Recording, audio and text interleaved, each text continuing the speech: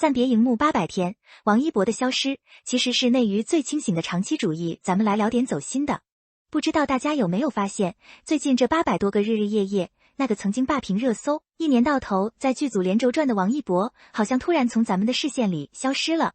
没进组拍戏，没怎么上综艺，甚至连常规的影视曝光都少了很多。这时候肯定有人要嘀咕了，这是不是资源断档了？是不是合约出问题被雪藏了？说实话，看到这些猜测，我真是忍不住想笑。咱们讲真，如果你真的了解他，或者哪怕只是稍微懂一点影视行业的底层逻辑，你就会明白，这位顶流演员的暂别根本不是被动退场，而是一次极其主动、极其高级的职业留白。今天咱们就掰开揉碎了聊聊，这消失的800天，他到底去干嘛了，以及这背后藏着怎样让人佩服的职业清醒。咱们先说第一点，他为什么停下来？你看啊，现在的内娱，很多演员一旦火了，就恨不得把自己劈成8瓣用，疯狂嘎戏，把演戏变成了一种机械重复的流水线任务。但王一博不这么干。他曾在之前的纪实内容里特别坦诚地说过，那种高强度的连轴转，让他根本没法真正沉浸在角色里，每天只能像个没有感情的机器一样走流程、背台词。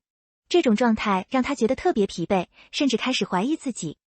所以，他做了一个在很多人看来很不聪明的决定，主动按下暂停键。我都特别感慨，在娱乐圈这个不进则退，大家都怕被遗忘的名利场里，敢于在巅峰期停下来，这需要多大的底气？很多人为了维持曝光，哪怕演烂剧也要硬撑，但他偏偏选择退一步，去找回作为表演者的初心。我觉得这才是真正的人间清醒。演戏本来应该是创作的享受，如果变成了消耗，那还不如不演。他这种对职业本质的深度思考，真的把演员这2个字的分量看得比什么都重。接下来咱们聊聊他的充电哲学。他把自己的事业比作一块电池，这个比喻真的太精准了。你想啊，如果一个演员天天待在剧组，生活圈子就那么点大，他的输入和输出是严重失衡的。没有新鲜的生命体验做支撑，演出来的东西怎么可能不枯燥？最后肯定会陷入同质化的僵局，演谁都像自己，不管是舞台上的唱跳，还是镜头前的演绎，当热情被无尽的行程和通告消磨殆尽，表演就失去了灵魂。他太渴望跳出这个舒适圈了，他想去经历不同的人生片段，去见识人间百态，然后把那些鲜活的、带着泥土气息的感受，揉碎了注入到未来的表演里。我个人的感受是，现在很多年轻演员为什么演戏悬浮？就是因为他们没生活过，没体验过。王一博这一步棋走得太对了，他明白好演员不是靠演出来的，是靠活出来的。他想要给观众带来更有层次、更有厚度的角色，就必须先让自己的人生变得有厚度。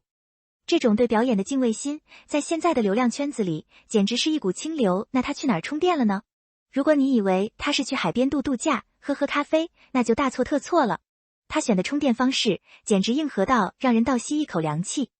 从陡峭岩壁上的徒手攀登，到沙漠腹地里的极限徒步，再到幽暗未知洞穴里的深度探险。我的天，这哪是休息啊，这每一项都是对身体和意志极限的疯狂试探。他说过，生活不应该是一潭死水，只有那些能让肾上腺素狂飙的体验，才能真正叩击心底的热情。说实话，我看到他那些探险和运动的记录时，心里特别震撼。咱们普通人去旅游是为了放松，他去旅游是为了找虐。但恰恰是这种虐，能让他感受到自己真真切切地活着。在悬崖边上，在沙漠深处，在黑暗未知的洞穴里，那种对自然的敬畏，对生存的渴望，会瞬间洗刷掉娱乐倦怠给他的浮躁。我特别欣赏他这种态度。一个演员，如果连生活的痛感和快感都感受不到，怎么去共情角色？他用这种极致的身体体验，重新激活了自己对事业的渴望和专注。这种充满野性和生命力的状态，才是他未来塑造复杂角色时最宝贵的素材库。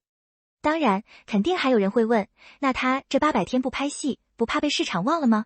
业内观察者其实心里都跟明镜似的，他根本不是无戏可拍，而是他在主动、严格的筛选每一个递到面前的邀约。现在的剧本，10个里有8个是同质化的偶像剧或者套路化的古偶。对于这种类型重复的剧本，他果断拒绝。对于那些制作团队不够专业，只想赚快钱的草台班子项目，他更是直接 pass， 连看都不多看一眼。